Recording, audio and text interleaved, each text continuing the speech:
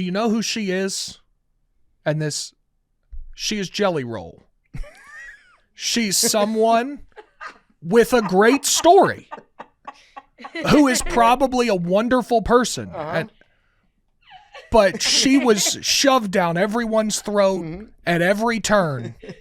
Oh, look, she flew a plane. No, she didn't. Do you know about that? Do you know what they did? They sat her in the co-pilot seat for 15 minutes. I want to tell y'all something real quick. I was up in that plane. No, hey, no. I looked down from that plane.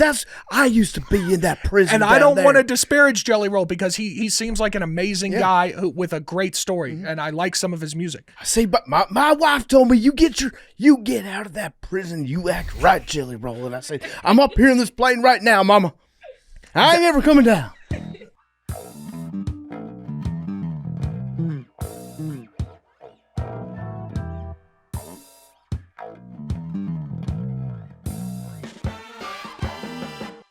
Welcome back to Macrodosing. It is Thursday. It's May 7th, and today's episode is brought to you by Quince. And lately, I've been a little bit more intentional about what I wear day to day. I've been trying to not dress like a slob all the time, and when I look good, it's because I'm wearing Quince. I'll wear one of my polo shirts I got from there, one of my linen shirts maybe. Wear that in the office. People are like, what's going on? What's the story? Why are you dressed like an adult? It's because I'm using Quince, and it's comfortable. It's affordable. Everything works without needing to overthink it. It's just good, high-quality, lightweight, breathable, comfortable clothes. They still look put together, and they're clean. They've got 100% European linen shorts and shirts from just $34. I love their European, the linen shirts. I don't have any of the shorts. I got to get some of those. But the shirts that I have, the linen is so light, it's breathable, it feels great, and their pants also hit that same balance. They're relaxed, they're comfortable, but they're polished enough to wear pretty much anywhere. Everything is priced 50 to 80% less than what you'd find at similar brands. Quince works directly with ethical factories, and they cut out the middlemen. So you're getting premium materials without the markup. You can refresh your everyday with luxury that you'll actually use. Head to quince.com/dose. Get free shipping on your order. 365-day returns. That's QUINCE.com/dose. Free shipping, 365-day returns. Quince.com/dose. All right, welcome back to Macrodosing. It is Thursday. It's May 7th. I'm very happy to be back in the studio. Just got off an airplane. Did the red eye. Finally got some sleep on a red eye. First time that's ever happened. It was only like 3 hours of sleep, but I've never been able to sleep on a plane before. So maybe I'm just getting old. Anything? What's that? Did you take anything? Nope, didn't take anything. Really? Just real good old-fashioned American sleep? Just 2 beers. Hey, you took some. Couple beers. Just a couple small beers. Wait, you drank beer on a plane and at a red eye? No, I had a couple beers before I got on the plane. Oh, I was like, that might be a problem. We might have the conversation. That's a problem. What, drink beer on a plane? And you on a red eye? Yeah, probably. Yeah. Unless it's like at the very problem. start of it, you have one beer. Well, you left at what, midnight? I left at 1. So yeah, that probably would be a problem if you start drinking beer at 1 a.m. The guy next to me had, I want to say, 2 or 3 scotches on this flight. Good for him. He was an older guy. But yeah, I had 1 beer before I went on stage at the Netflix is a Joke live show that we did in LA. And then I had 1 drink while I was on stage. And then that was enough to like knock the edge off and send me on my way. For all of your fans Mhm. and and us coworkers that know exactly why you were there, what you were doing, explain it to those that don't, because some of them might not. It was we all do though. We all know exactly what it was a great time. So we went to Las Vegas for Max's bachelor party, and then from Vegas we went to Los Angeles for a live show at the Netflix is a Joke comedy festival. We're at the YouTube Theater, and it was a good time. It was like a 2.5-hour live show. The second time that Part of My Take has ever done a live show, and so it was fun. It was filled with like some guests that we know that were out in LA. So we had Jerry O'Connell, his lovely supermodel wife Rebecca Romaine. She was there. She came out on stage and she gave us a hug. She kissed my cheek. No big deal. She's very funny. Very nice lady. And then we had Blake Griffin came out as well. Nice. And Ryan Russillo. So it was a good show, kind of like a 10-year anniversary show that we decided to do. So it was fun. I don't know that we're going to do too many more live shows because we don't really like to travel that much when we don't have to, but it was really cool, very fun experience, and then hopped on the red eye, flew back here because I wanted to sit with you guys, and I wanted to talk about Helen Keller. So it's good to be back. And Big T, I hope you had a good bachelor party. I hope you enjoyed it. I listened to some of the show, meaning I listened to some of the clips, but I didn't have time to actually listen to the show. Did you see what the Rockies are doing? So what are the Rockies doing? No. Well, I mean, we don't want to go through the whole thing again, but there's some interesting numbers coming up with the 50-50. Yeah, so I did. I saw that clip. Yeah. I didn't know if the Rockies had responded to you or made a public statement, but it sounds like you're like a bloodhound. You're sniffing something out. But did you see they did it again on Monday? Did they? Same prefix. It's not adding up. Yeah, I don't know. Something stinks to high heaven. We'll have to see. Right off the bat today, R.I.P. Ted Turner. Rest in peace. It just came across right before we started taping. Ted Turner, media mogul. I think probably the very definition of a mogul, right? 1,000%. I'm trying to find if I have a Braves hat over here. He's a billionaire. He owned the Atlanta Braves. He founded Turner Broadcasting. So we're talking, TNT, TBS. He founded CNN as well. He famously had a video ready to go in case the world was destroyed, in case of nuclear war. It's the naval band playing Nearer My God to Thee, I believe. Yeah, it was ready to be broadcast just in case everything went to shit. They still have it. Do they? I think yeah, if stuff ever goes down, I think that's what they use. And that's what we'll be seeing. He lived a hell of a life. Incredible. Just married, divorced 3 times. Made more money than just about anybody. Got into a bunch of feuds. I think he owns the world's largest herd of bison. Yeah, Ted's Montana Grill. We got to go tonight. Bolingbrook. What do you think Ted would eat? I think you got to get the bison burger. He owned, I don't know what the exact percentage is, some unreal percentage of the state of Montana. Yeah. It's like 15% or something. Crazy. So, RIP to Ted Turner. Turn the Atlanta Braves into a national brand. It does feel like the Braves are now Team of Destiny. I mean, I'll agree with you. In 2021, Hank Aaron passed away. Mm-hmm. Braves won the World Series. 2026, they come out with the TBS City Connects a couple weeks ago. Mm-hmm. Currently, what are they, 26-11, best record in baseball? Ted Turner, unfortunately, passes away. Yeah. It does seem that things could be aligning again. And what a wonderful story that would be for Mr. Turner. It would be a crazy story, yeah. I mean, that would be a great send-off. Rest in peace, legend. You said married 3 times. I believe so. I know of Jane Fonda. Yep. Right? Yep. I know Jane Fonda. I don't know the other ones. Jane Fonda. I don't know the other ones. People of note. I'm not sure. Or just Ted's wives. I mean, I'm sure there were people of note, but I didn't know if they were otherwise famous. Ted Turner owns between 115 and 150,000 acres of land in Montana. Wow. I'm going to say it. That's too much land. You think? I think unless he's owning it for the purposes of like just not having anything else built on it. Well, that's where the bison come from. Okay. And that's why he started Ted's Montana Grill. He's like, I have all these bison. Yeah, I still don't think it's no one person should own that much land. But if you're going to own that much land, I like the idea of buying it just to keep everybody else off it. Just to have like completely untouched land. Like you're not going to build stuff on it, not going to try to develop like a planned community, especially in a place like Montana. I don't know how reliable this is, but landreport.com says he owns 2 million acres total. Holy fuck. Across the United States. Holy fuck. Does he have any, he's got to have kids. I would imagine. I haven't heard anything about his kids. Yeah, so Turner Ranches With approximately 2 million acres of personal and ranch land, Ted Turner is one of the largest individual landowners in North America. Okay. Turner Enterprises also manages over 45,000 bison across the various Turner ranches. And it looks like they are in Kansas, Montana, Nebraska, New Mexico, and South Dakota. Wow. He was born in Cincinnati, Ohio. So he's, I guess, only in America for Ted Turner. That's one guy you can say that about, right? So, I mean, what's his net worth then? It's got nothing. He's dead. As of yesterday. 0, brother. It all goes back to the earth.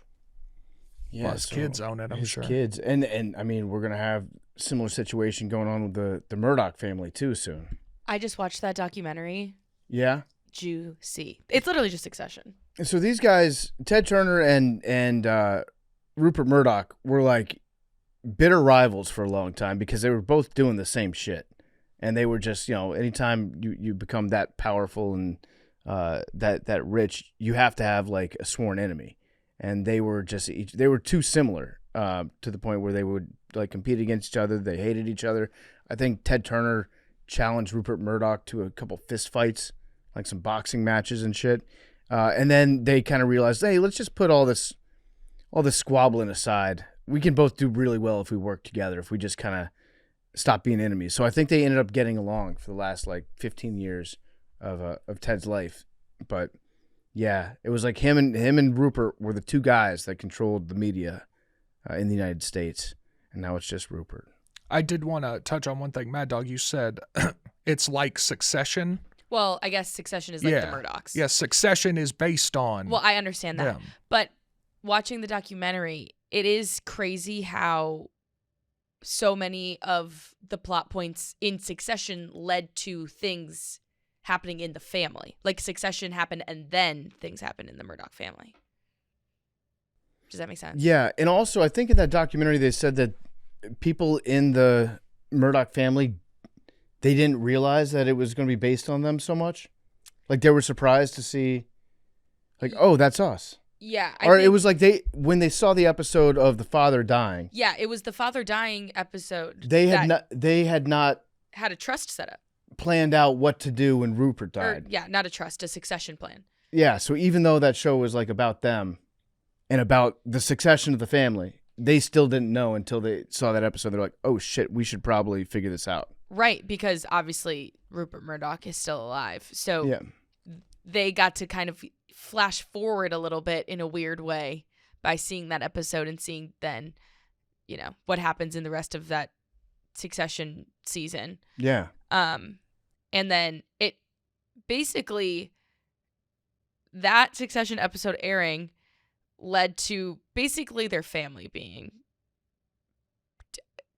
torn apart is a dramatic way to put it. But because it happened in real life to them. And it is crazy. But it didn't end the same way the show did.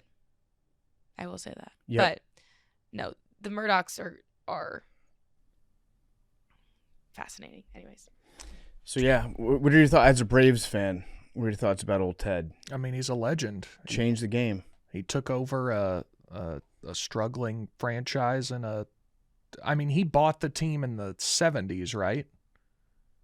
Yeah, I want to say late 70s. Yeah, so like they were still pretty new in Atlanta. Atlanta wasn't known for, sports at that time, and turned it into one of the biggest franchises in professional sports that has fans all over the country because he put them on national TV every night. Yeah. Yeah, he's like, we're gonna put them on the most powerful thing that we have, and that's cable television. Like when I was in Denver, Friday night it was probably 70% Braves fans. And a lot of them that we talked to just lived there. They're like, yeah, we live out here. We've been watching them since the 80s. Yeah. It's like at the time, cable TV was a joke. People were like, no one's going to watch your team if you hide them on cable. It's a newfangled thing that no one is going to pay attention to. Well, Ted was right. Plus, he got to do the Sanford and Son reruns during rain delays, which is incredible. My favorite thing he ever did, and I don't know how many people know this story. I think it was probably late 70s, like when he first bought the team, because I know he was really young. the team started terribly. They lost like 20 games in a row or something. And he fired the manager. I believe he told him, like, you're fired for a month. He was like, I'm going to figure out what's going on. And if I determine you can come back, then we'll figure it out. Mm-hmm. And he literally walked downstairs to the clubhouse and was like, I'm the manager now. And he managed the Atlanta Braves for one game. And then the next day, Major League Baseball called him and was like, yeah, you can't do that. And so then he had to, I don't remember if he brought the original manager back or if he hired somebody else, but he managed the Braves for one game. I didn't know that. Yeah. That's awesome. I think you should, if you pay, I mean, now, I don't know what he paid for the Atlanta Braves. I would do that. I would absolutely do that. Yeah. Now, if you pay $3 billion for a baseball team, you should get to do whatever the hell you want. Mm-hmm. I would 100% do that. Just for like one day, one game, a meaningless game, like maybe the second leg of a doubleheader against the last place team. Fuck yeah, I'm managing that team. I paid a lot of money for that team. Ted Turner purchased the Atlanta Braves for $12 million in 1976. And it's probably worth, I'm going to guess, $4 billion? I was going to say 4.5. $4 billion? Pretty good. This says 3.3. And I think, obviously, if the Atlanta Braves go up for sale, it's going to be a bidding war. I think it would go well above that. I think it might. Arian, do you have any comment regarding your Los Angeles Lakers? They lose game one to OKC. They played yesterday? Yeah. Oh, okay. Wow. All right. Yeah, I shot at 83 yesterday. That's your comment regarding the Lakers. I like that. Can we make a quote card about that? I shot an 83 yesterday. Arian Foster on his Los Angeles Lakers losing game one.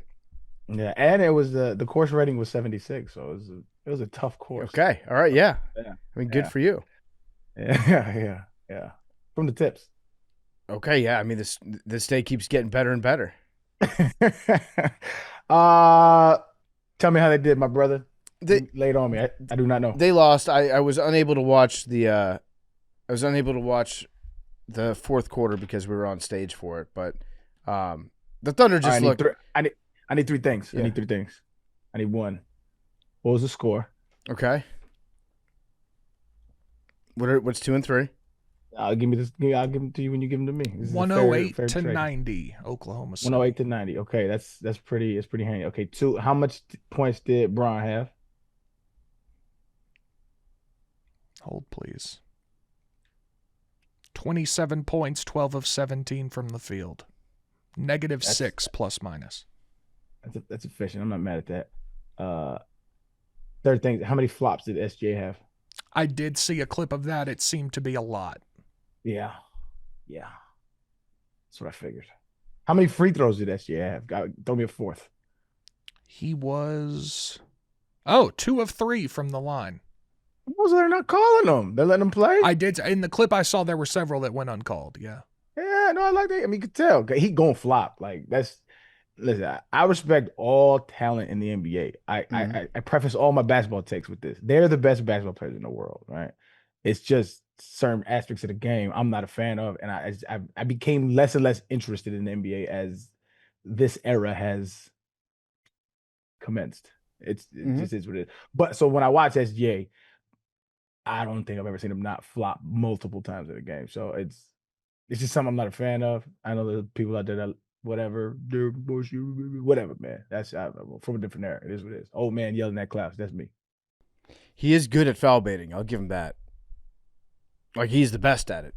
I think he might be better than Harden. He's like Harden. Oh yeah. Harden, I think, was more. I think he was more creative. Like, I don't know that SGA would be able to do the shit that he does now without the vision of James Harden doing it before and kind of like unlocking that strategy. But I think that SGA has taken it and made it like an art form. You could have changed the course of NBA basketball, PFT, and you dropped the ball. You had a interview with the commissioner, and you could have told him how to fix flopping, or just brought it up. I know how to fix flopping. Arian, I did. Oh shit, you did? You told him that? When we interviewed him a year ago, yeah. You told him how to fix flopping? I said your idea. Oh shit! I need to start watching you more, man. I said your idea. I said make Sorry, brother. the flops reviewable after the game, after the fact, and issue technical fouls and fines if somebody flops. That's your idea, right? Well, that's part of it. The other part is you make it if you initiate the contact. So if you pump fake, if you pump and somebody's in the air, they're now a defensive player. And if you initiate contact into that defensive player, it's an offensive foul. That would eliminate this shit. Mm-hmm. I would be such a big basketball fan if this was not a part, but I just can't. This shit is fucking. But you're boring, saying dog. you could still legitimately like pump fake, and if a guy comes flying at you, that would still be a foul, right? Give me the scenario. Like, I mean, What do you mean? pump fake on a three, guy comes flying out at you, and he fouled. Like, that could still be a foul. It's just if you're, like, jumping into him crazy. This is where there's a little gray area, right? There is nuance, and I think this part should be reviewable. Intent. If your intent as a shooter is to launch yourself into the defender, Mhm. then yeah, the foul's on you. Because if you jump into a guy, I mean, if you pump and you jump and a guy is jumping into you, he has no way to correct himself. Like it is what it is.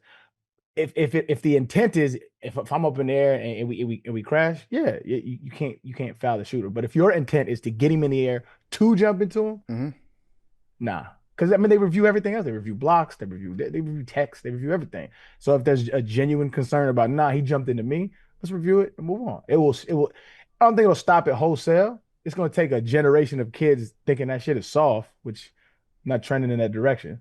But it's gonna take a generation of kids saying, I don't want to play that style of basketball. That shit weak. Like I teach my son, right? Do not fucking do I no, you grounded. No. You're in trouble if you flop. You don't flop, dog. I don't play that shit. I don't care. I like that. Yeah, anyway. Be the change. I'm sorry. I don't watch you more as a friend. I should It's be okay. a part of my take. It's all right. Subscriber. You're Yeah. busy. You're busy golfing. Did shoot an 83 yesterday. And it was a very tough course. Okay, so back-to-back days, I went 79 and I went 83. Oh, it shouldn't have been an 83. It really should have been like an 86. Yeah. People were happy though. I 'Cause we was what? playing- I respect you for saying that. Most people, myself included, have said things like, "Yeah, it was a 91, but it should have been an 85." I mean, I'm realistic. People happy though, right? We're on. So it's me, a buddy of mine who used to play for the Chargers, Clyde Drexler, and another one of our good friends. So it's Clyde and my homeboy Reggie versus me and my other dude who used to play for the Chargers, right? We have a 2v2 match, right? And the first one to 10 has to take the other duo out on a steak dinner wherever in the city they want. And there's this place that if we win, I'm gonna take these motherfuckers to where it's like $1,000 steak. So I'm gonna bust their ass. But we down right now. We down by 2. But anyway, so we on hole 18, we down 1, and we gotta win this hole to tie. Mm-hmm. So I hooked my tee shot left. I got it back in play. I have 100. It's a par 5. I got 170 out, right? But it's over water. And I'm like, I gotta go for it. We a little bit of wind into me, so it was 165 to clear, 170 to the pin. I'm like, I could muscle a 7. I should have took a 6. Yeah. But in the back of the green is bunker, right? And I got a birdie, right? Okay. So I go for it, right? I come up short, hit the water. They celebrating, they like game over, is what it is. So if you go into the hazard, you can drop on the line of where the pin is, as far back as you want. So I took a little bit of a space, dropped in the fairway. You could drop. It was all legal drop. So I'm shooting 5. So I'm shooting 5. I'm shooting for par from like 132 out. Mm-hmm. Take a pitch and wedge. Again, I probably should have took a 9 because I was into the wind, but your adrenaline pumping at that point. I was like, I could get it there.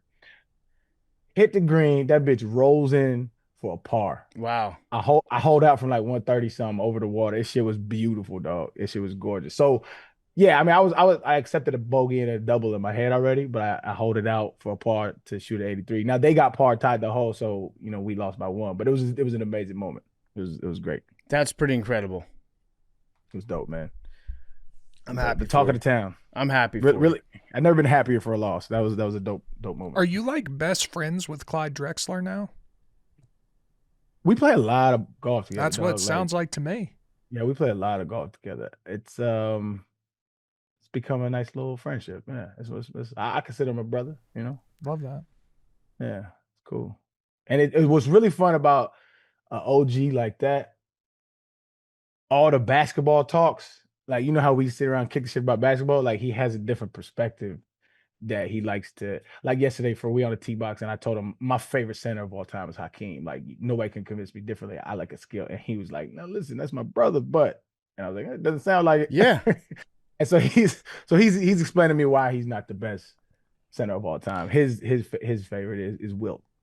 Well, Which I don't disagree with them. Like I don't think Hakeem is the best, like stat wise or anything like that. I just think from my perspective, like that's how I like my center to play, back to the basket with unbelievable skill set down low. Like I haven't seen any center with his footwork and his agility and his skill set. He was like, but Falls, it took like 8 years to develop. He didn't just. I was like, I get it, bro, but that's the era I grew up in. That's why he's my guy. Yeah. But it's good to have those conversations because he has like a perspective. I mean, he's a Hall of Famer. You know. yeah. You know that Hakeem, he was a goalie in Nigeria. For soccer. Yeah, he was a soccer goalie, which is, I mean, people think of like, okay, yeah, you're huge, you're tall, you got big wingspan, probably a good goalie. Most goalies aren't that tall. I would say like the majority of successful goalies are between like 6 feet, 6'4", somewhere in there. But if you're too tall, it's super hard to get down low. But because he was so athletic, he could cover those low shots too. Yeah. But yeah, he was different. I like Hakeem too. I think Hakeem's offensive skill set is something that I don't think we've seen.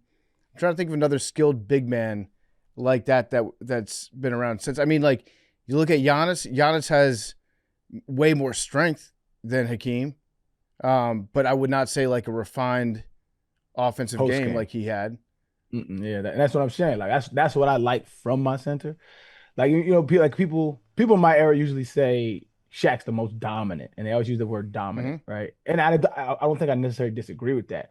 But if you was to look at who gave Shaq the most issues, absolutely it was Hakeem. Hakeem kind of shut him down. And Hakeem did most of that shit in the important games during Ramadan, when he wasn't eating or drinking during the day. Yeah, that's facts. Yeah. Yeah. I love Hakeem, though. He got a special place in my heart. Yeah. All right. Looking at Big T's sheet that he sent over for today, some stuff in the news.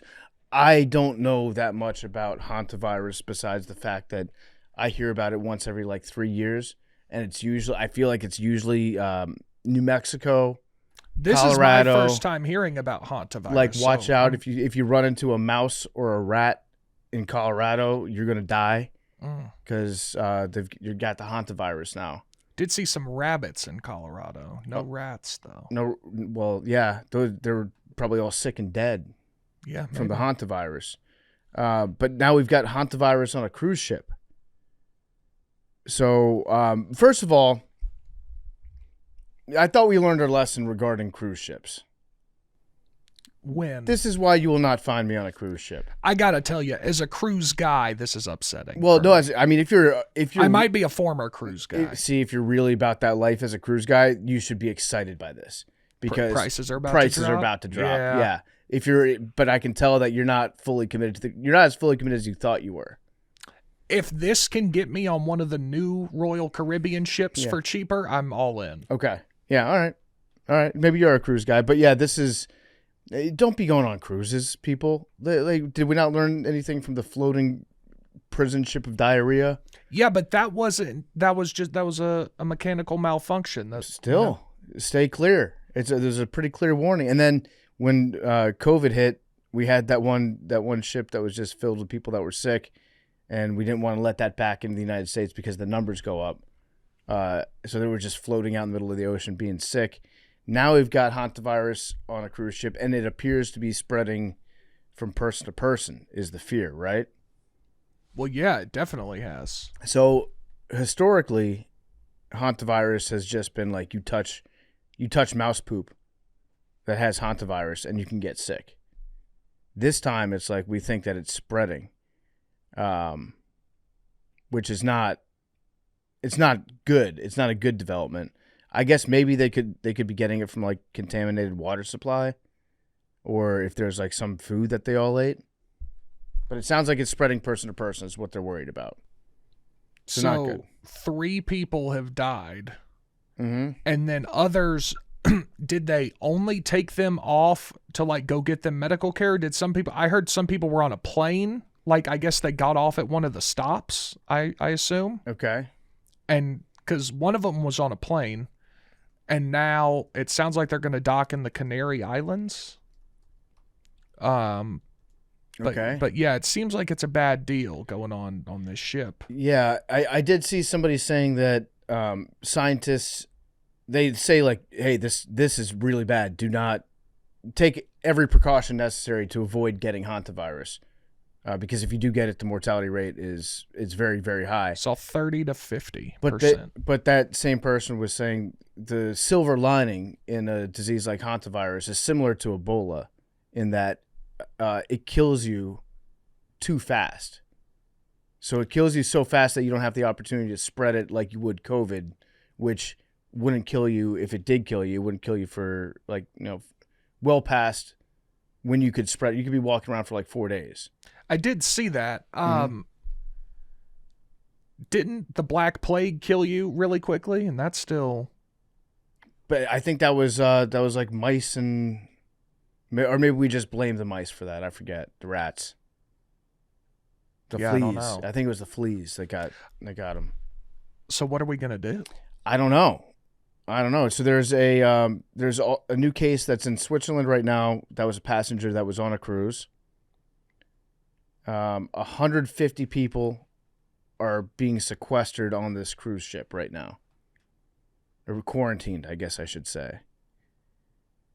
That is tough. Would you rather be trapped on a cruise ship not knowing whether or not 150 people had hantavirus or were going to die, or be sitting on a golf cart with Meek Phil?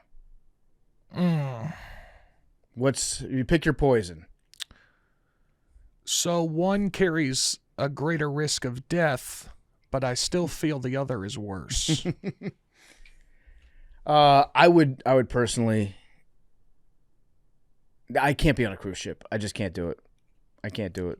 I think I'm gonna die never having gone on a cruise, and I'm very okay with it. You wouldn't let me take you on a cruise? I mean, it depends. I could be talked into anything.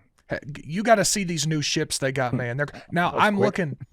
If this is the ship, I love a good deal, right? Above all else. Yeah. If the picture I'm seeing, okay, so yeah, here's the evacuation. This is the ship. This is not a cruise. This is a boat. They're on a boat. Oh, so it's not that nice. You got to be on a ship. Okay. I mean, they got these things. It's like Disney World on the sea. Okay. We got to get you. I don't know what. The thing is, I haven't been to Disney World in probably 23 years. I don't know what cruise line this is. But we'll get you on. Look at this thing, dude. That's a cargo ship. That's not a cruise. Yeah, you're right. That looks like a. What is this? I don't know. Some sort of like. It looks like one of those boats that they take out on a Great Lake. Like the Office Party. Yes. When Michael Scott took Dunder Mifflin. Yes. Out on like the Lady of the Sea or whatever. That's kind of what that looks like to me. What cruise line is this? I'm not even seeing the name. But that's not a cruise.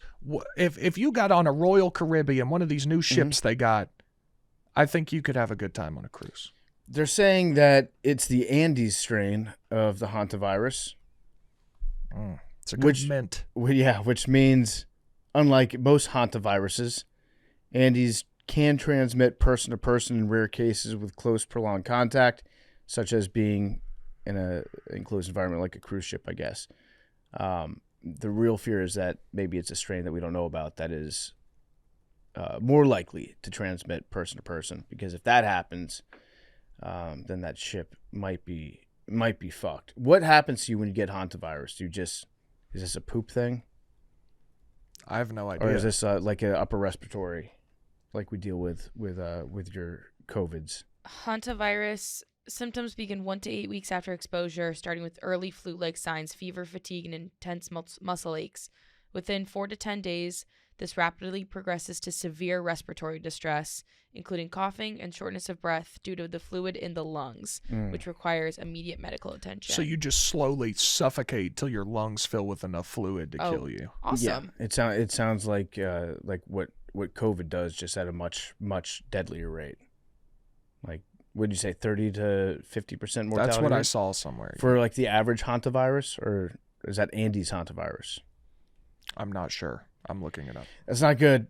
And how long was the gestation period? Is that what you call it? No. I know that's when you're That's you're pregnant. How long? Pregnant. It might be gestation. It says the symptoms begin 1 to 8 weeks after exposure, and then from there, 4 to 10 days later, your lungs are going to go. Ooh, okay. So that's not good either. I don't think it's good because you can be exposed, similar to COVID, I feel like, in the beginning, too, where it was like you can be exposed and not show symptoms immediately. I meant to say incubation period. There it is. Incubation. Very different from gestation. I saw your point. Thank you. But yeah, 35 to 50 in extreme cases. Okay. Can you imagine being someone on that cruise who isn't sick? Nope, sure can't. That seems like hell, which is why I will no longer say never, because I could be enticed to go on like a super tacky cruise ship vacation at some point in my life. It's fun. It's cool. I don't know that I'm gonna do it again, but it was cool. It was dope. I'd say 99% chance that I will not get on a cruise ship in my lifetime, and I'm okay with that. You're not gonna believe I'm on the website of this this cruise ship in quotation marks. So, named after Jodocus Hondius, a Flemish and Dutch engraver and map maker, the 353-foot MV Hondius is a purpose-built, environmentally friendly expedition cruise ship designed to sail the rough and rugged waters of the world's polar regions. A 350-foot ship in rough and rugged waters already sounds terrible. Yeah. And do you want to know what the price starts at per person?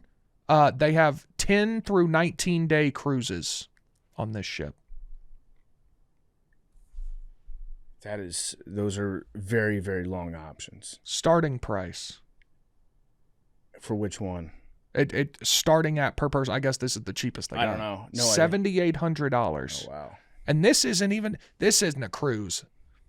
Now, terrible that these people are having to deal with this.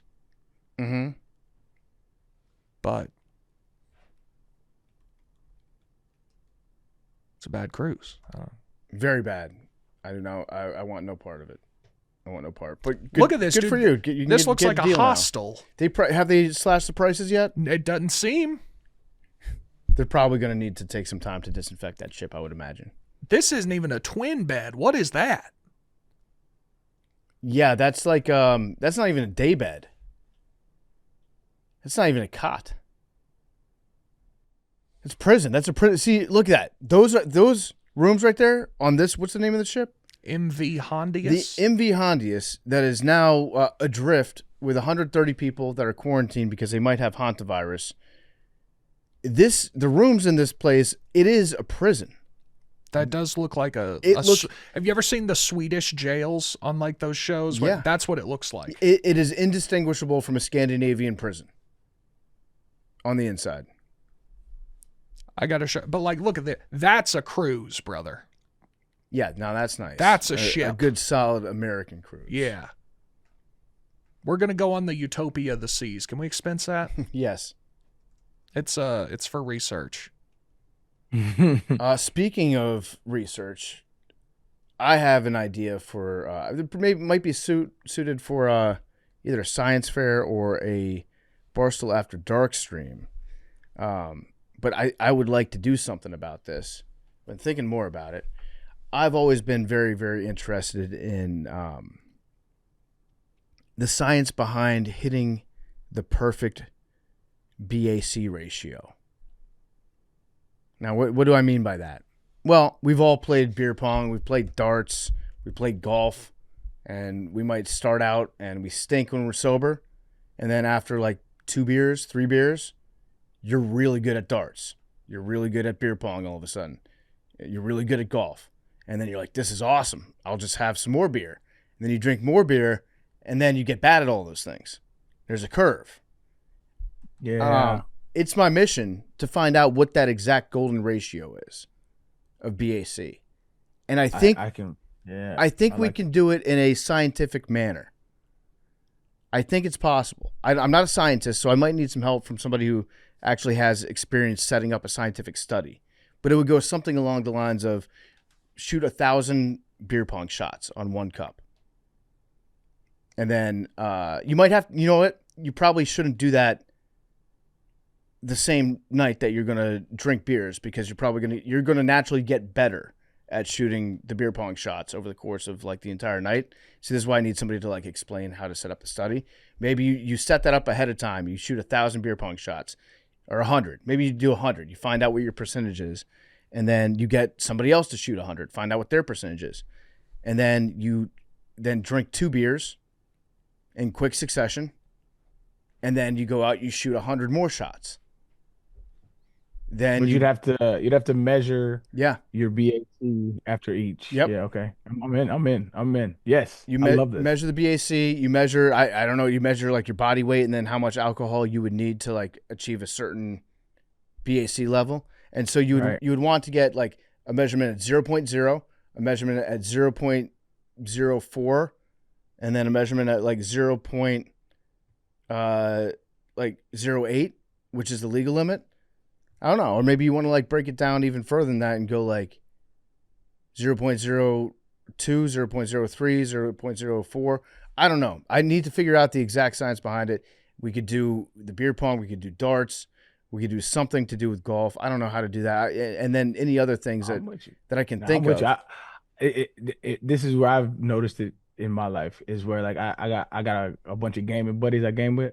Mm-hmm. In the Valorant game, and so we all get on, and I'm okay, I'm cool at the game, but there's every now and then, like, so I have some drinks and they be like, hey, only a few, because when I have like a few, I'm like in flow state, and they are like, hey, yo, you popping off right now, I get cold, like, because they smurf with me, so they're like higher level than I am. Mm-hmm.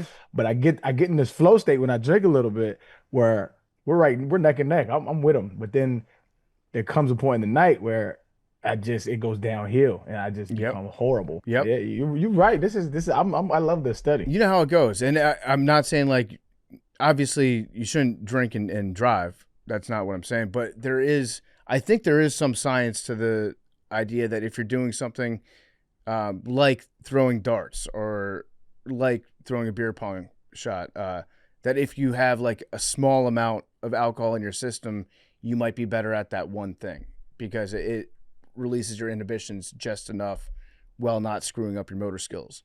But then obviously, like you said, Arian, you drink too much and then everything goes to shit.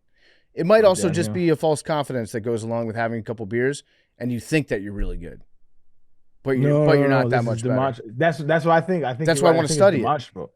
I think what happens, this is my hypothesis. I think what happens is like, a lot of times when we do anything, we second guess ourselves, and there's just a lot of thinking that goes involved, and that I think is like a deterrent to your success at whatever you're trying to do. And I think that little bit of turn that shit off and let's just do this shit, that little fuck it, that little bit of fuck it, I think goes a long way in your success. And saying like, because like in the game scenario, there's like things I would never drink, because I'm like, oh, you know what I'm saying, I might, if I peek this, I might get shot, whatever. Mm-hmm. When I'm like, fuck these dudes, right? Like, I don't care. And then you just play more free. Mm-hmm. I think when you play more free, you become a little better. You're right. I like this. This is a great study. I would like to discuss this with a scientist, an actual scientist that can help me set up a proper study and help us achieve what we want. Big T, can you ask one of your little AI friends online, see how they would set up a study? Yeah. Now, I don't want to use the AI idea for his AI friends online. Yeah, I want to talk to an actual scientist. I want to talk to like a real person that's gone to school and has experience setting up studies. But I'm just curious what they would say, what the setup would look like from a robot. Also, Danny Woodhead scoring update. He is tied for fifth place at Omaha after one hole. He made a par. It was a 4 on the first hole of the day. Now he's on a par 5.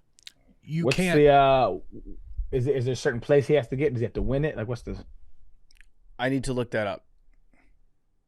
There is a certain place that he would have to get, and I don't know what that place is right now. Okay, 78 players will be competing for 4 qualifying and 2 alternate places. Okay, so he's got to get in the top 4. Tied for 5th. Let's do it, Danny. And he's done it before. Danny's done it before. He'll do it again. I think he finished 2nd place a couple years ago in this in the local qualifying, and then he was just like a couple strokes away from making the U.S. Open, where Bill Belichick would have caddied for him, and I believe he would have worn a Part of My Take hat. We were in discussions to sponsor Danny. That offer's still on the table, Danny. Would you like ChatGPT's answer? Yeah. Tell me what your little robot said. You can't ethically or legally design a study that tries to find a, quote, ideal blood alcohol concentration for performance in activities like golf or beer pong. Alcohol impairs coordination, reaction time, and judgment in a dose-dependent way, so the premise is already on shaky ground, and pushing people to higher levels to test that would raise serious safety and ethics issues. Sounds like propaganda. I don't like. Well, didn't the police do that with you, PFT? They did. The police did do that with me.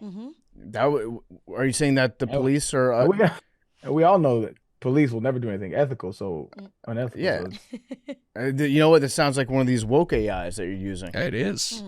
Most of use Grok is what you need to use. Yeah, Grok it real quick. Let me ask Grok. Oh, by the way. Mecha Hitler Grok. Yeah. Ask him what he thinks. Yeah, we can. I will consult Dr. Joseph Mengele, who did many famous studies. Also, did you guys see the Elon thing yesterday? Nope. Lay it on me. Nobody here saw it. I don't see anything from him, remember? That's right. I have his name muted. There's some strong evidence. I'm not going to say it's official. There's some strong circumstantial evidence that Elon Musk might be controlling his mother and his father's Twitter accounts. Oh, I did see this. So Elon tweeted out the other day, my grandmother was a housekeeper in England. He was talking about like the working class roots that his family came from. And then his mother, May Musk, who has tweeted lots of very, very nice things about Elon over the years. His mother tweeted out, your mom told me she was cleaning toilets in Liverpool boarding house as a child. When I met her in 1966, she was sewing linings for a furrier in a small windowless room behind the store. So that's May Musk quote tweeting Elon, who was talking about his grandmother, and May Musk saying, your mom told me she was cleaning toilets, seemingly referring to herself in the third person, but then saying when I met her in 1966 afterwards, which doesn't make any sense when she would like meet herself. So people are theorizing that this was meant to be a post on X from Elon's dad about Elon's mom, but he accidentally sent it from his mom's account. I think that's really the only explanation that makes sense. This was going to fly under my radar because I don't follow Elon's mom, but Brace replied to it. That's how I saw it too. Yeah, and said, aren't you his mom? Which put it rather succinctly, I think. So we'll see. That is interesting. Mm-hmm. Grok gave us a whole thing. Okay, he's got your perfect. This is why we grok. He's super grok now. Did you know that? Great.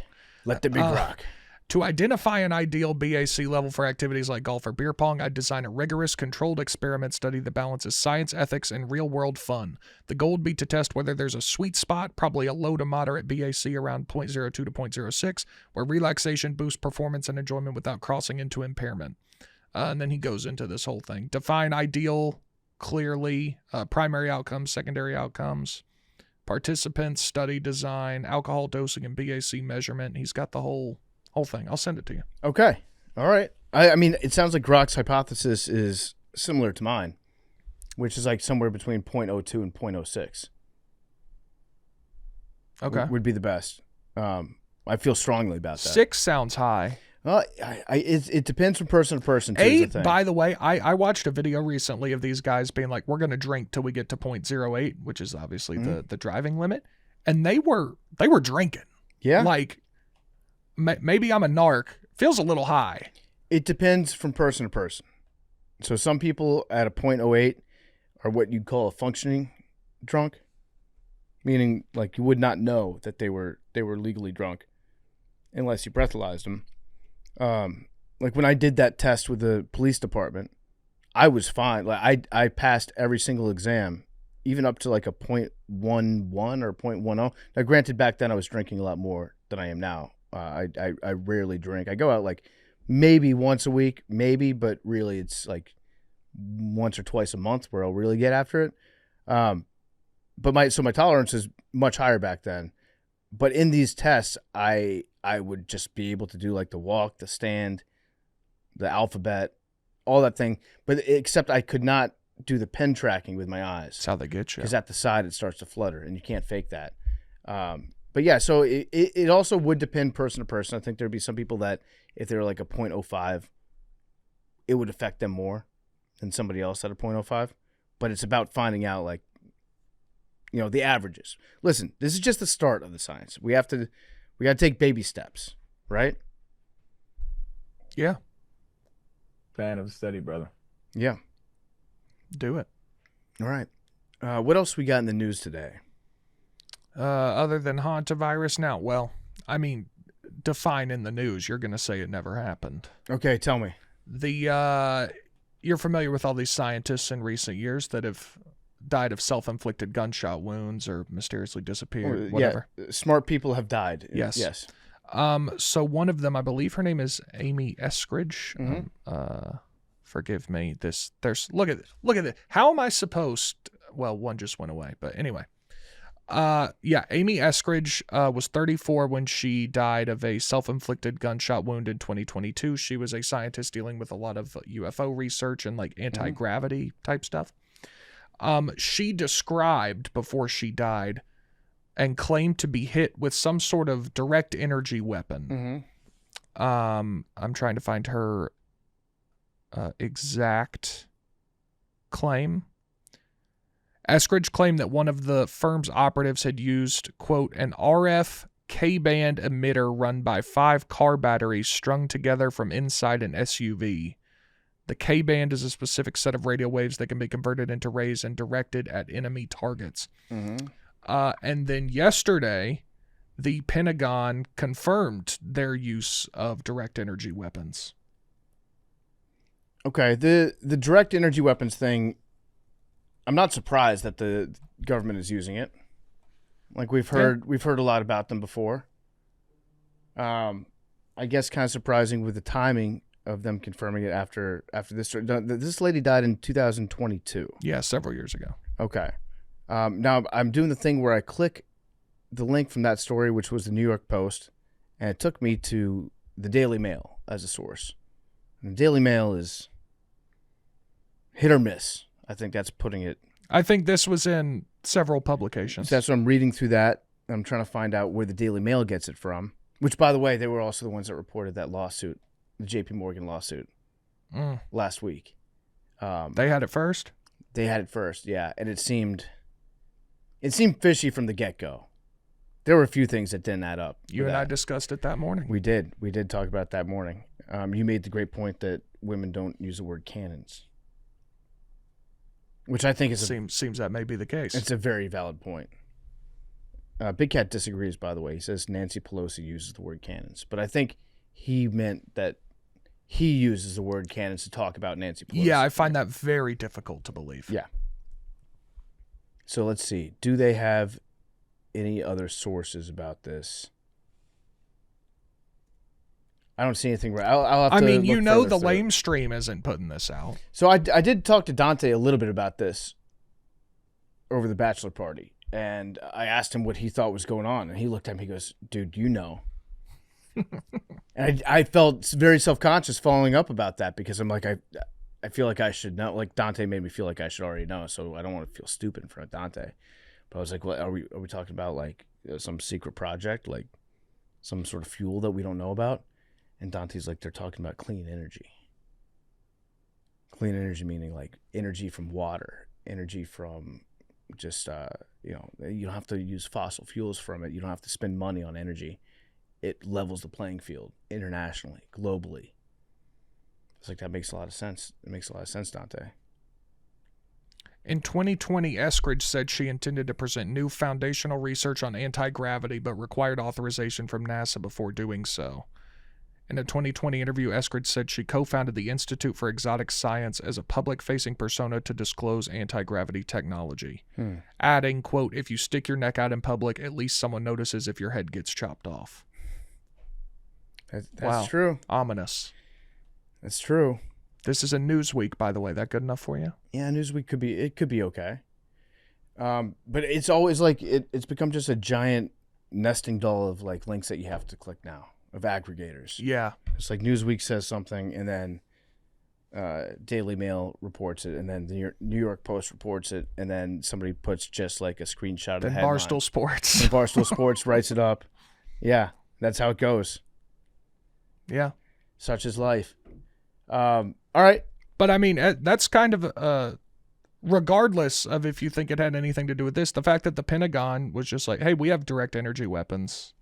That is interesting. And you know what? I'm going to upgrade this from, it seems like just the new meta to like draw your own conclusions and get internet points whenever somebody smart dies, to be like, oh, part of the conspiracy.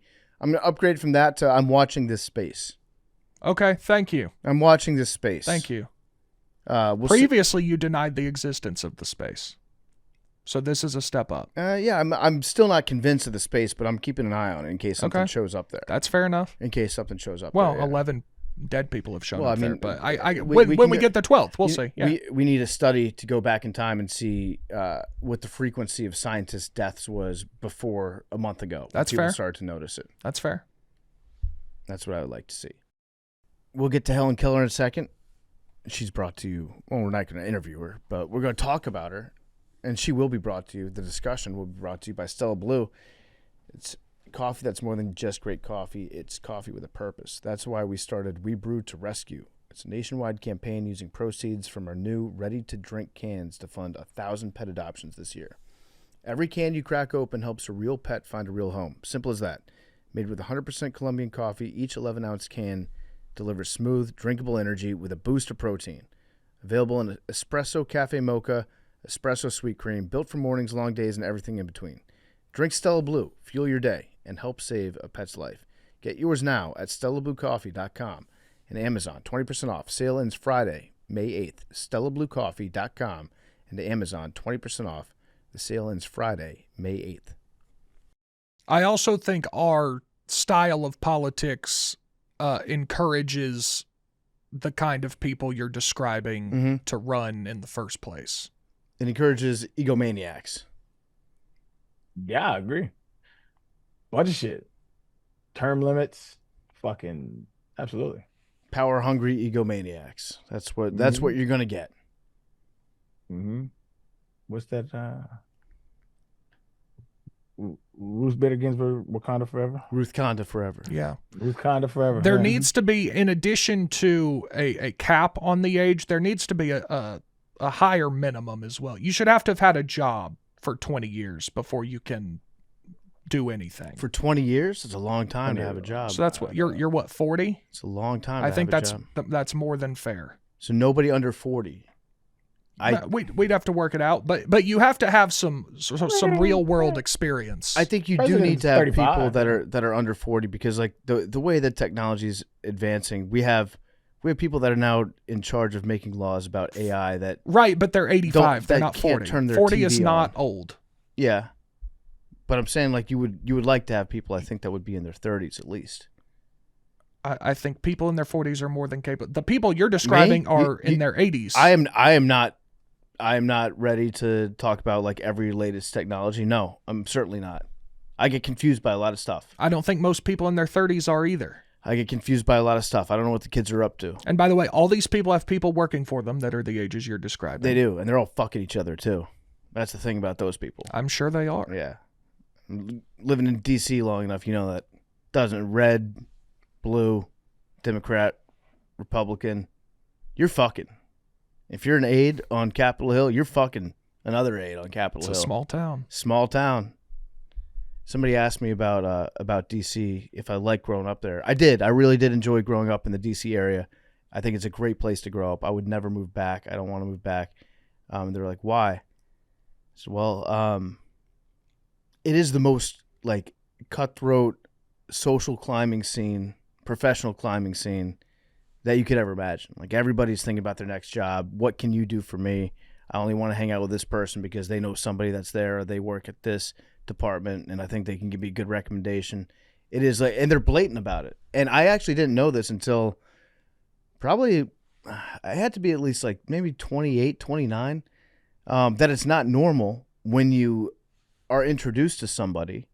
You introduce yourself, you say your name, that one of the first questions that you ask the person shouldn't be, what do you do? But everybody in D.C., that's like the very first, after like, what's your name? What do you do? Where do you work? And apparently that's like very, very rude to ask in other places, like right off the bat. People don't want to talk about it. I've talked to a lot of people that are like, we don't like to talk about what we do. Like that's a question you ask me after like an hour of hanging out. I feel like that's very normal. I thought that it was growing up, but apparently it's not. Have you ever you've had that experience? Yeah, I have. Where were these And people from? Someone got mad at you? Well, I'm not mad, but like I've had the conversation with people. It's like, oh yeah, we don't ask people like what they do. That's more of a like familiar question.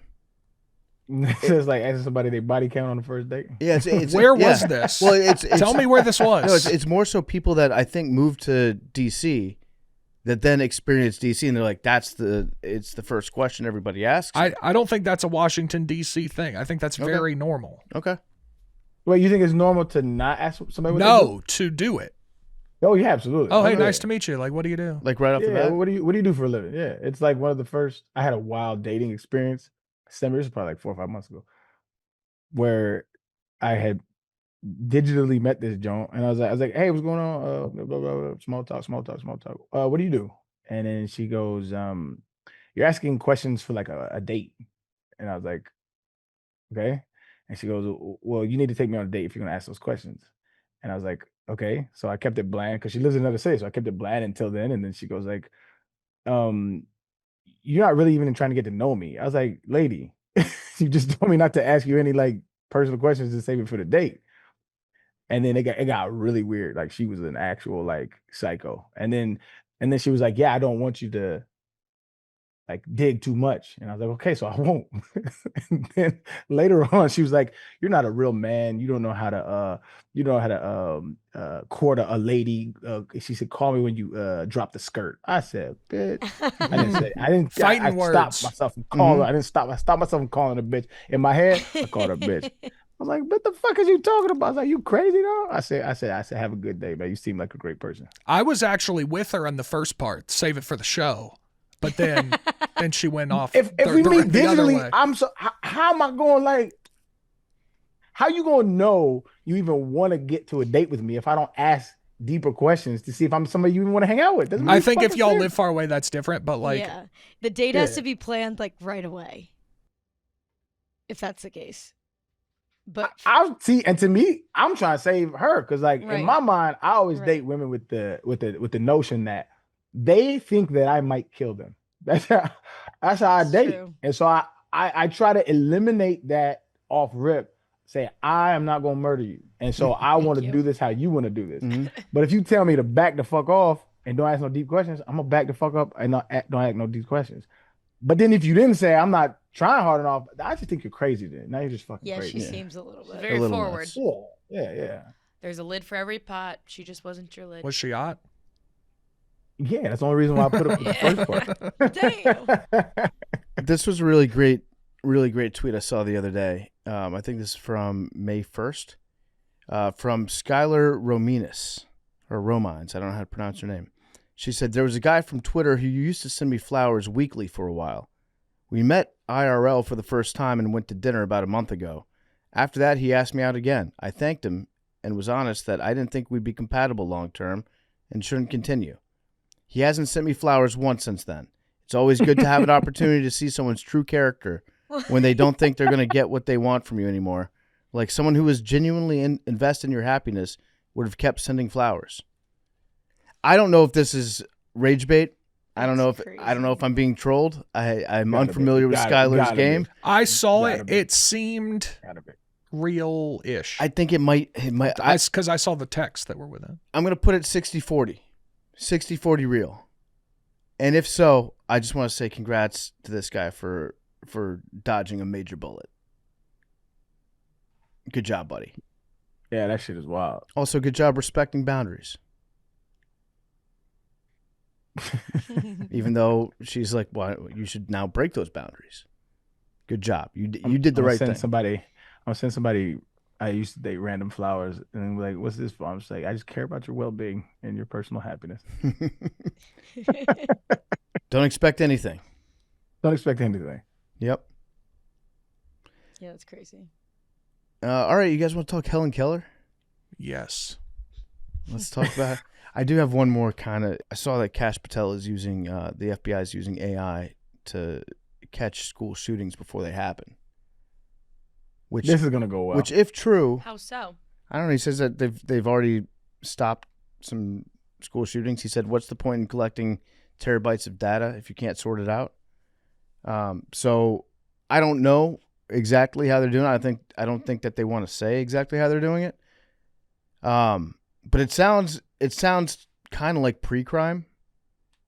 Like if you watch Minority Report, right, where they had the people, the cogs or whatever, the precogs that were just laying down in the goo, and then just telling the detectives, go arrest this guy because he's about to commit a crime. But that's been happening for years, though. Well, you can't really get arrested for... No, but you're being spied upon. Yeah, being spied upon, yeah. But my theory, or my thought, is that maybe they're using it to like just read everybody's text, everybody's social media posts, and there's a certain algorithm that catches words. Like words that anybody could agree upon would be like, okay, this person is actually... he has committed a crime in like committing a threat. Like a direct threat, and we caught it, and it was flagged, and we got him. I hope that's what they're doing. Yeah, I don't know. I don't know what... everyone just says they're using AI now. To whatever extent, what that means, who knows? Yeah, some people just have software. Yeah, it's just stuff that... but they're like, oh, it's AI now. Mm-hmm. All right, let's talk HK, Helen Keller. The GOAT? Is she the GOAT? The woat. Yeah. Okay. Embrace debate. Big T, you said the woat. The worst of all time. Well, to be clear, most of my qualms are not with Helen. Okay. I think she had an attention seeker by her side. So her cause was co-opted. Yes. By the miracle worker Ann Sullivan. Correct. Okay. So I think Ann was after the tabloids. Let's talk about it a little bit. Helen Keller was born in 1880. Not a lot of pictures, not a lot of cameras back then. There were some childhood pictures that were taken of her, but it's not like we had, vast troves of video evidence like we would have if she were born today. She was born in 1880. It was in Tuscumbia, Alabama. And also, I noticed this when I was looking up information about Helen Keller. Almost every picture from her childhood is it's of her with a different dog. And I don't know if I got by the internet, but I saw a picture of her as a baby with what appeared to be like a 65-pound jacked up pit bull. I saw a picture of her when she was a child with like a border collie. Every picture I see of her, she's with a different dog. I don't know if her family like just got her dogs to hang out with or to protect her, but I don't know, big dog person, I guess. So she was born 1880. When she was a child, she had, they think, scarlet fever. It might have been rubella, and she lost her sight and her hearing. So she's been very, very famous because there was a movie, The Miracle Worker, that was made about her. She actually went on to do pretty incredible things, regardless of whether or not she was completely blind and completely deaf. She led a very fulfilled life. She was an author. She graduated from Harvard's Women's College. She traveled to 39 countries, which was a pretty big deal back then. She helped to found the ACLU.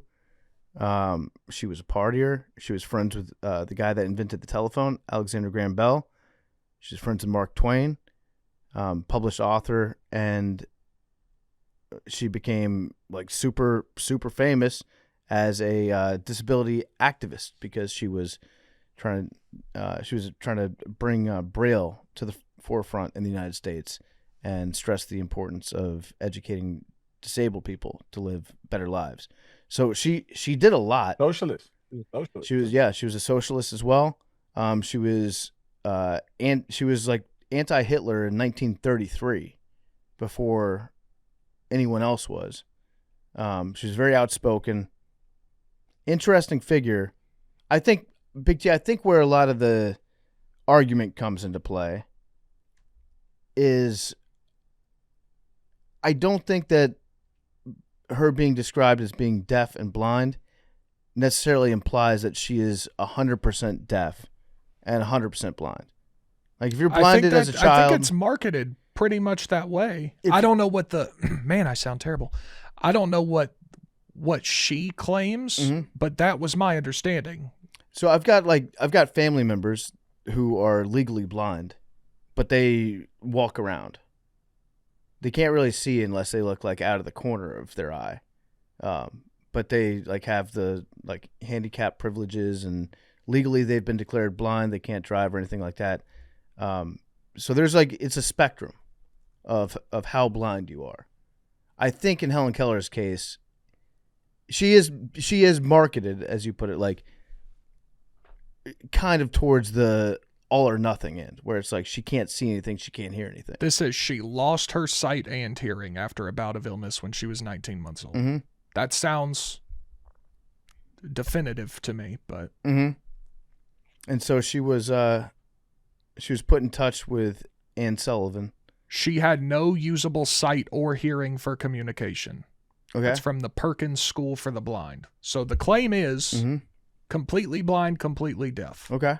So she went to the Perkins Institute for the Blind, and they had a teacher by the name of Anne Sullivan. And Anne moved in and taught her Braille, taught her how to read lips, which she's blind. I don't really understand. Maybe just like feeling people's mouths. Taught her finger spelling, and eventually taught her how to talk. I think a lot of people think that Helen Keller was not blind, was not deaf, because it's hard to even imagine how somebody that is blind and deaf could learn how to do all these things. It kind of like breaks our brain to try to comprehend that somebody like writes the word water on your arm with water, and you're able to learn what that word is and what it means. That's hard for us to believe. She would also do things like in her writings describe colors in detail, which is, from a sightseer's perspective, is like it's a little sus. It is a little sus. Like I do understand that, but she did a lot of shit. Like, I mean, the accusations I think are warranted because she did so much and was so limited. Yeah, it does beg the question, like you got some explaining to do. There's a lot of shit you did. Well, tell us how. Yeah, because it's crazy that you were able to accomplish all this. Yeah, I understand the skepticism, 100%. I do. She did the stuff where she's talking about her, like where you're talking about her writing, and she's using like very flowery language and talking about colors.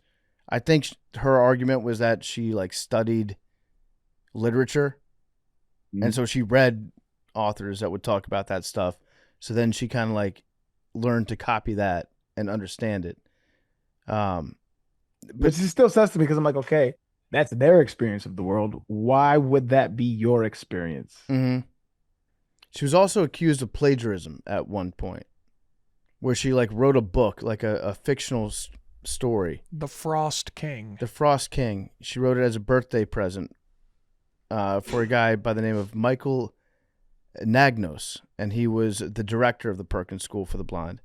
And it was a story that was very similar to a book called Frost Fairies. And she got caught because the guy that ran the Perkins School for the Blind put that short story that she wrote in the alumni like newsletter, and people read it. They're like, "Hey, that's actually just based on this other one." And then they kind of had a falling out after that because they're like, "Hey, Miss Sullivan, are you just plagiarizing things and claiming that Helen Keller is writing them?" But then Helen Keller got very embarrassed, and she was like, "I must have just remembered the story, and I tried to write fiction, so I'm not going to write fiction anymore." So there was like a plagiarism accusation on her desk. And there's also accusations that her writing changed after she switched teachers and like guardians from Anne Sullivan to somebody else. There was like a different style. Could have been explained because she got older. She was like 50 at the time. But some people say like, hey, this is actually evidence that Anne Sullivan was writing all her shit and now she's not anymore. I mean, yeah. Yeah. There was also in the plagiarism incident what struck me as a 19th century or this might have been 20th century at that point, coordinated media response in that Alexander Graham Bell, Mark Twain, Edward Everett Hale, and some other people all came out and were like, no, she didn't plagiarize. That's terrible. Like when you see the clips of who's the company that owns all the local news stations? Sinclair. Yeah, like when you see them all say the same thing? Yep. It struck me as that. These are the big names. These are the heavy hitters of that era. I mean, if those three come out, you're listening. And they have your back, yeah. So I could also see an explanation of like, hey, when Helen Keller writes stories, like bear in mind, she can't see and she can't hear anything. So when she writes them, her handwriting is, she'll skip words sometimes. She'll just give you the nouns and try to tie those together. And then Anne Sullivan goes in, she cleans it up, and she turns it into what she would call the finished prose, like an editor. That could be that. I think a reasonable person would expect. Maybe sometimes there's an editor for this person that literally can't see or hear when she's writing. We're just going to clean up some of the typos, and like sometimes the editor gets way too involved and adds words in and writes in their own voice. That could have been an explanation, but that's not the explanation that she used. And it would have been easy for this Anne Sullivan to remain unnamed in the shadows if it was all Helen Keller doing it.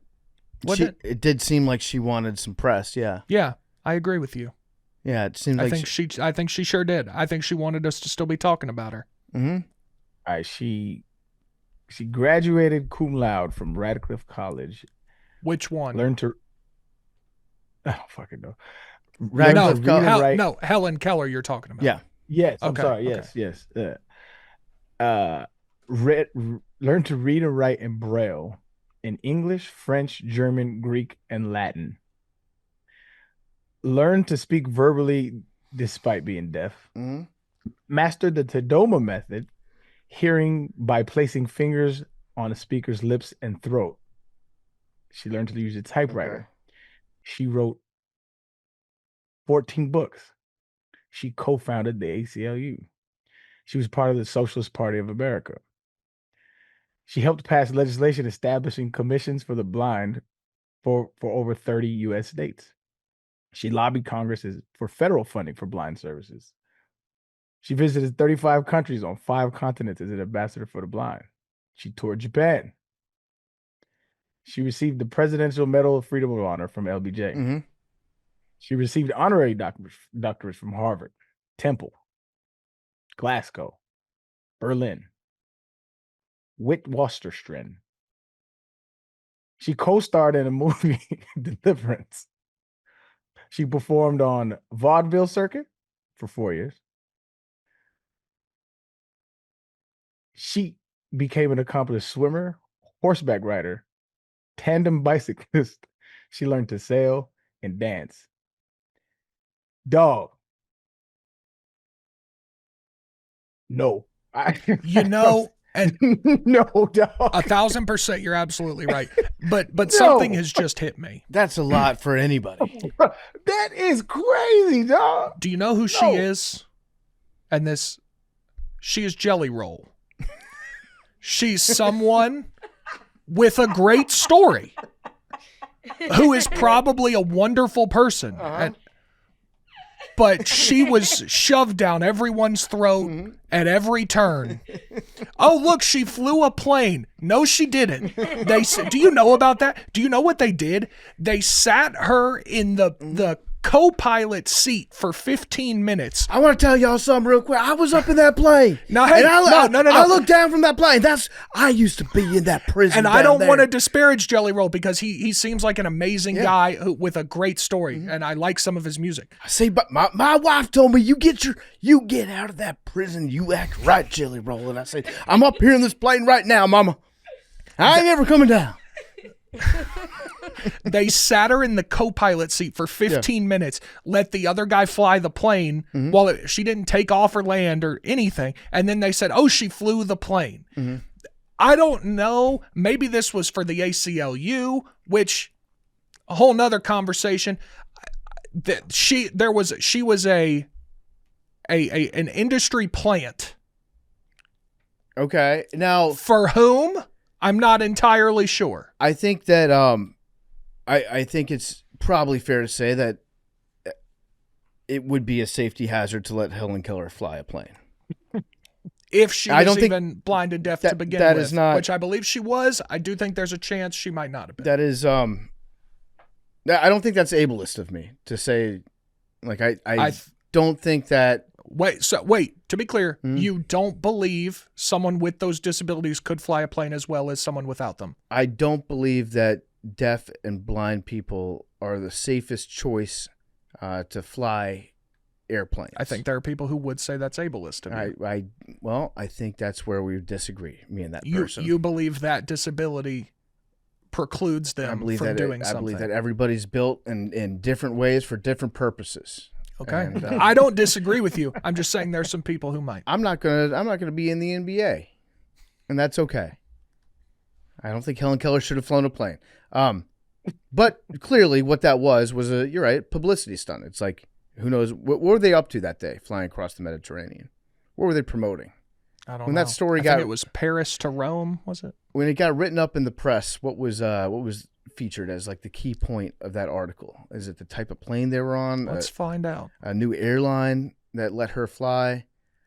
I want to know more about that because that does seem like it's like a publicity stunt that would work back in the day, and most people could just sit behind the stick and not touch anything, and the plane would be okay for a little bit.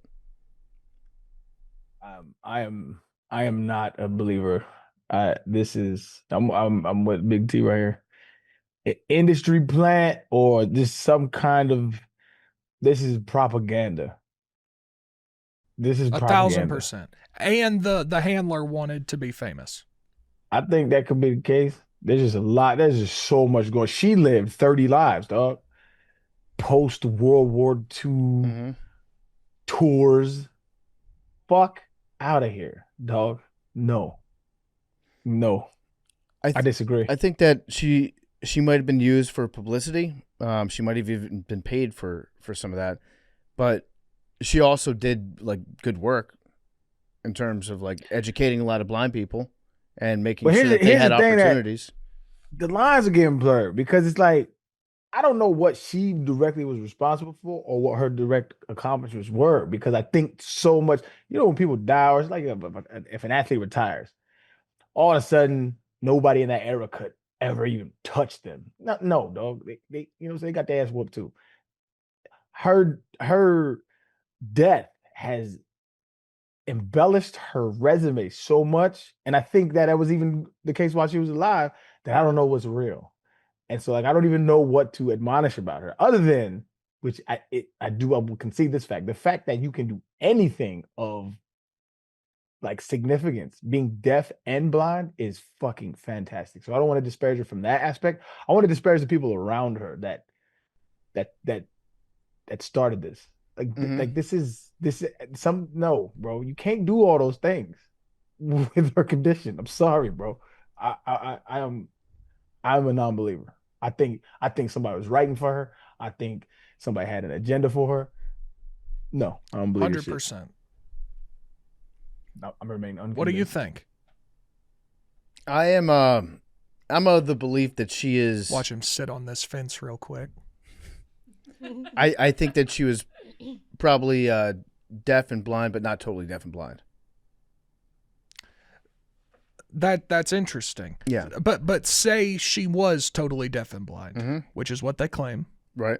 I'm saying I doubt. So you think she did all the stuff, but she wasn't actually totally deaf and blind? I think they could put her. I think she was deaf and blind and didn't do all the stuff. I think they could put her behind the seat of an airplane for 20 minutes. That's on autopilot.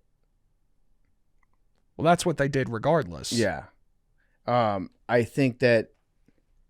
And to be clear, Arian, you're with me, right? You think she probably was deaf and blind and didn't do the stuff. Yeah, I think she was deaf and blind. Okay. That's what I think also. Okay. Yeah, I think she was a puppet for other people's agenda, and it was used as propaganda for whatever said case. I agree. That shit happens all the time. It's like Mother Teresa, like propaganda. Like, one of the best people of all time. No, piece of shit. Big piece of shit. So I point to her time on the vaudeville circuit when she was like I don't want to say traveling freak show, but that's kind of what they sold back in the day. So they called her the eighth wonder of the world, and she did a 20-minute show. So she would tell her life story in her own words. Sullivan would translate what those words were that she was saying. Then they did Q&A sessions with the audience, and she was anti-prohibition, actually. She was big-time anti-prohibition. It was written up that she got asked by an audience member, "What do you think is the most important question before the country today?" Helen Keller's response, "How to get a drink." I mean, respect. She's funny. Now, do you think that like the stories in the newspaper all made up? I don't think they're made up. I think she was there while some of this stuff happened at the help of others. And they were like, look what Helen did. And it was used to advance. It's just, you're in complete and total isolation. There is just no way. It can't be that you are just savvy and brilliant with that much limitation. I don't think it's possible. And we're underselling that, by the way. We just keep saying deaf and blind, deaf and blind. And we all understand what those things are. Imagine you are in total darkness and you can't hear a thing. Your existence is only inside your own mind. Yeah. You it's have so abstract. You have no perception of the rest of the world. Yeah. I mean, we're underselling just how nuts that is. It is crazy. It's wild. And I am to believe that she wrote these flowing essays and flew a plane. Talking about the color velvet. Come on, dog. Get the fuck out of here.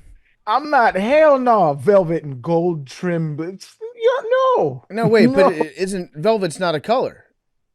Is that a texture? So doesn't that mean that lends more credence? Velvet is a color. What do you mean? Velvet's a color? It's both. Oh no, that's it. Velvet's like is it violet? What's violet? Violet? Yeah. Violet. My bad. My fault. I think you can describe a color as velvet. Yeah, it could be like if it's a fabric. It's like an adjective. Yeah. I remember she wrote something about the color. I remember velvet. I could be.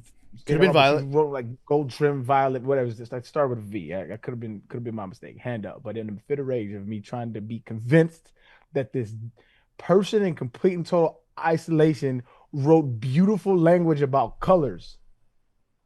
Come on, dog. Come on, man. No, man. No.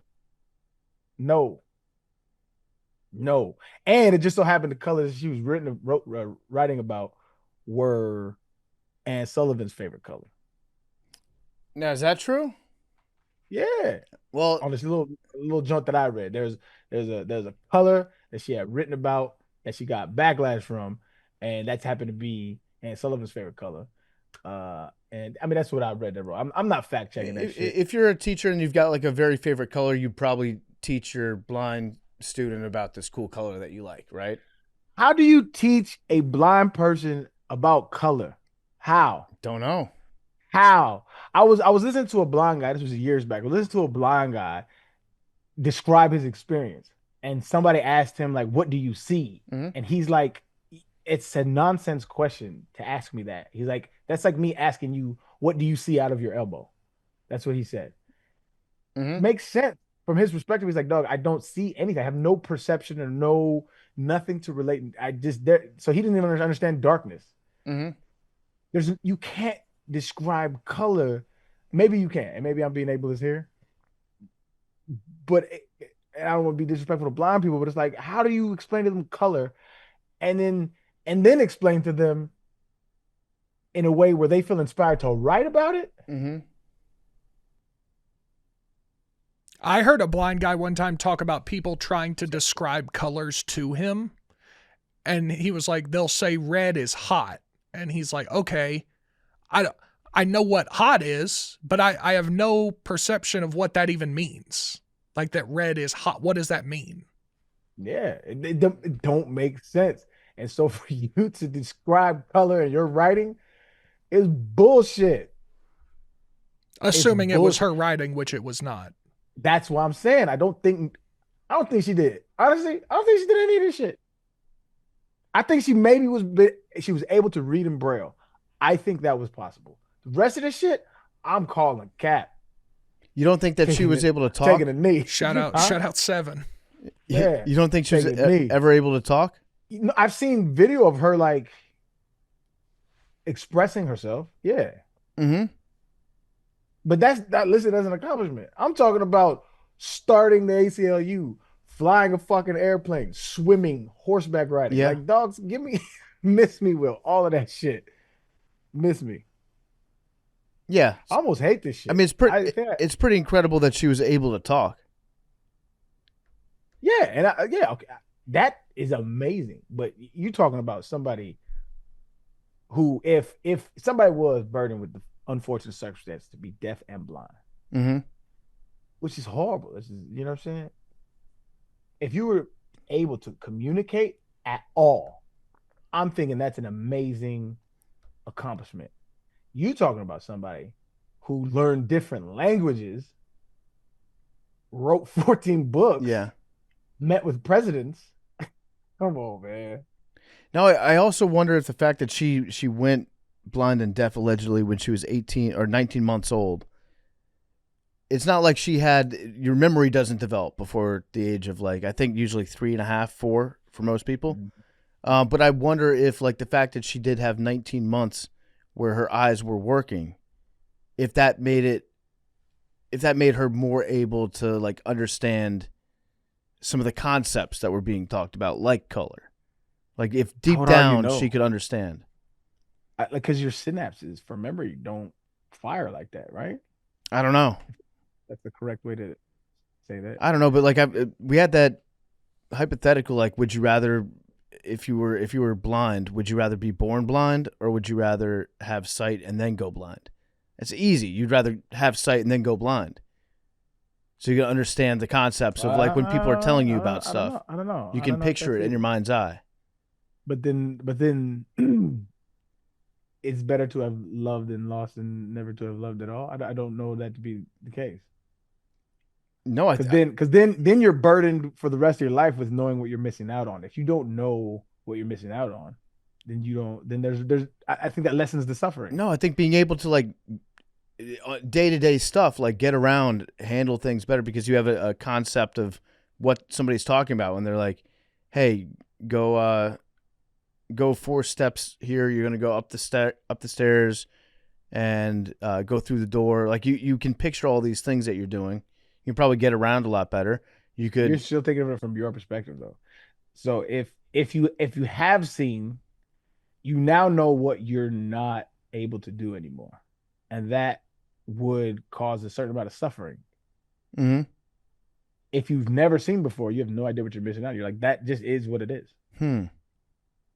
Yeah, I think I'm going to stand by that one. I'm going to be like, I would much rather be able to picture things that people describe to me. Not me. Make me blind at birth. We do have an update to the JP Morgan lawsuit thing. Oh, I have an update on Hantavirus. Oh, okay. You want to go first or you want me to? You go first. Okay, JP Morgan offered $1 million settlement for the sexual assault claims before it went viral. And he didn't take that? He didn't take it. This guy might be one of the all-time morons. Yeah. In a statement, JP Morgan spokesman said, "We did try to reach an agreement to avoid the time and expense of litigation and to support an employee who is being threatened with a very reputational harm and unfolding. We continue to believe these allegations have no merit and new information." Okay, I kind of get that. That's a reasonable explanation, I think, but like $1 million is $1 million. That's a lot of money to offer if they like truly believe that it was false. I guess they did the math and they're like, we'd have to pay for lawyers for X amount of hours. They don't even care if it's true or not. It's going to cost them more money than that just to deal with it. Now every employee at JP Morgan is going to be suing them. By the way, there's confirmation from the World Health Organization that the cruise ship carrying the hantavirus can spread from human to human. That's not good. What do we just gotta leave the ship out there? I mean, I don't know. How long do they stay out there? We can get them back to dry land and put them in some sort of like the place that they do Love Is Blind. Just put them, a villa. Put them in the rooms. They can talk to one person. They fall in love. We record it. Nick Lachey interviews him at the end. What do you think? Could be interesting. Could be very interesting. Yeah. The Quarantine, featuring Nick Lachey. Love Is Quarantine. Mm-hmm. I like it. All right, we got anything else today? I don't know. Mad Dog McKinsey, what do you guys think about Helen Keller? I think I'm on Big T's side, where I do believe she is deaf and blind, or was deaf and blind, R.I.P. But I don't know if all of what she did was a fully just her working alone. Okay. Yeah, I think it was maybe embellished a little bit to be like, oh, she is so amazing. She can do all these things. Also, when was she alive? Like the late 1800s? Yeah, born in like the 1880s, I think, or 70s. Like you kind of don't have to verify that much back then. She died in, I want to say, 1960. Born in 1880, died in 1968. I will say it's crazy that she only died in 1968. Yeah. That's kind of like, what is it, Van Gogh, where you're like, he sneaky was alive until like the 90s or the 80s or something. Yeah, how much footage do we have of her? Probably a decent amount, right? I mean, we have a lot of pictures. If she was famous, she was like, world famous. I always thought about with her, like, how you entertain yourself if you have no ability to see or hear. Mm-hmm. How do you not go crazy just through boredom? But I guess if that's all you are kind of conscious with, then you just figure it out. You know what I mean, though? Yeah. It's like if you're not touching anything, you have nothing. Like nothing is going on. You're in almost like a deprivation tank. Yeah. You have to have like it's your body. Yeah, like a stress ball. I want to do that, by the way. A deprivation tank? Yeah, there's one here. Where you float? Yeah. That was big like 7 years ago. What would you do in there for an hour? Because I think it's like an hour session. You just go. I don't know if I could last. I think that's long. the whole point is you do nothing. I think you just float and like stare at the ceiling. Meditate. Yeah, I think it's like black. Totally dark. You don't see anything. That's like Stranger Things. Yeah. I don't know if I could last. And I think the water is freaked supposed to be the temperature of your body so that you don't even like you feel like you're floating. But no, you don't feel that you're floating. You kind of like just morph into the Like, because you can't tell the difference between the temperature of your body and the temperature of the water. I don't like that one bit. Yeah, I don't know about that either. There's that room where they say, like, it's complete void. Like, this has sound panels and it's like complete void of any sound, and it's like really. I think they say it's like dangerous to go in there because you can literally hear blood coursing through your veins or your heartbeat. And I don't know how true that is. That's just the shit I heard about it. But like that shit would be, I don't know how long I could last in some shit like that. Like, that's scary. Yeah. Just give you an anxiety attack? There's Oh, always right, those yeah. things that go viral about, like, could you sit in a padded room for a year with nothing for like $1 billion or whatever? And people are like, yeah, I could do that. No, the hell you couldn't. Not a year. You couldn't do would it go for a crazy. month. A month would be hard. A week yeah, 'cause would it- be, dude. You have yeah. no idea what time it is. You have no idea if it's day or night. You have you have nothing. You don't have a magazine. You don't have a phone. You have nothing. I don't like the not knowing what time of day it is. No. You'd go insane. I don't like that. You couldn't last a week for any amount of money. I guarantee it. Yeah. I don't know if I could. Yeah, that's what. But somehow Helen Keller was flying planes. Sure thing. Industry plant Yeah. for the blind. Her and Bobby Altoff. Yeah. Both in What's slits. happened to old... She's on. Yeah. She's on the new Secret Lives show. of Mormon Wives. Really? You're kidding. Yeah. She's on the spin-off Secret Orange Lives of County. Mormon Wives, Orange County. There's no chance she's a Mormon. No, half of them on the new one aren't or never have been. So what's she doing? It's just a reality show.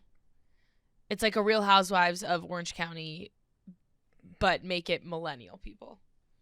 And they're in Utah? Influencers. No, they're in Orange County. Because the original is in Salt Lake City. Okay. And then this is a spin-off that they're filming in Orange County. And it's also Mormon? Yeah. It's technically Secret Lives of Mormon Wives, Some but like of them most are of them aren't Mormon. even Mormon. Okay. I can't keep up. They're most of the spin-off that Bobby Altoff is in is with a ton of like TikTok moms. All right. But similar to the Secret Lives of Mormon Wives, but these TikTok moms, most of them do not have a connection to the Mormon Church, All right. which I think is going to be bust. But who am I? One of the moms on the show is in a polyamorous relationship. That will be interesting, but not Bobby Altoff. Well, who's to say? But one of the moms on the show is currently in a polyamorous relationship. All right. Well, thank you for joining us on this week's Macrodosing. We will see you guys next Tuesday. Goodbye. Bye. Love you guys.